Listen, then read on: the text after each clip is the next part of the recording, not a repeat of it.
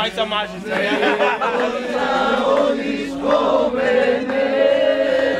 Idite mu po ime.